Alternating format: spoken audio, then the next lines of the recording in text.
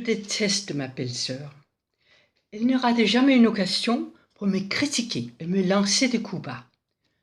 Je la soupçonne de faire systématiquement tous les tests de personnalité dans son revue féminine pour trouver quel est mon problème à moi. Heureusement, ça change d'un mois à l'autre selon le thème du magazine. Un mois, elle me sort: tu devras vraiment cesser de vouloir tout contrôler. Il faut apprendre à lâcher prise. Et le mois suivant, un truc genre: est-ce que tu te rends compte que tu es toujours en fuite pour éviter les conflits? Ça va te porter des problèmes à la longue. Tu devrais peut-être voir quelqu'un.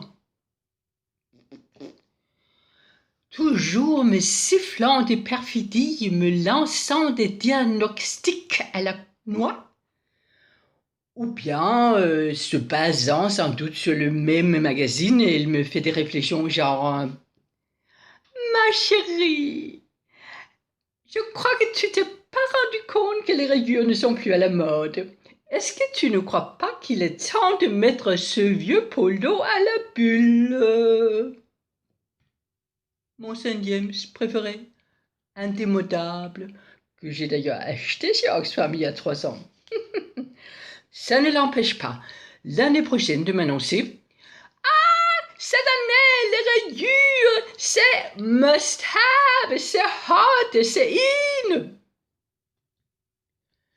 Mais je ne dis rien. Je ne dis jamais rien. D'ailleurs, je dois à tout prix surveiller mon langage, parce que j'ai le malheur de dire le moindre mot qu'elle ne comprend pas, genre synchronicité, résilience, même euthanasie. Elle pâlit et me tient la gueule le restant de la soirée. Un jour, chez le dentiste, je suis tombée sur un article dans un vieux numéro de psychologie. Et mon franc est tombé. Tout devenait clair comme de l'eau de roche. Elle est jalouse. Elle essaye de m'entraîner dans une competitive relationship. La pauvre, elle est mal tombée. Le fait est qu'elle pèse 10 kilos de trop, qu'elle a l'air d'avoir 5 ans de plus que moi alors qu'elle en a 5 de moins. Bien sûr, je suis plus intelligente, plus cultivée, plus talentueuse qu'elle, mais je n'y peux rien. Et c'est une raison pour m'attaquer sans cesse.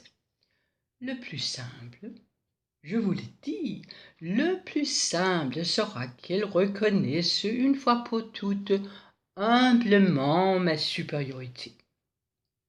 Mais elle préfère crever plutôt que de me trouver le moindre mérite. Eh bien, qu'elle crève.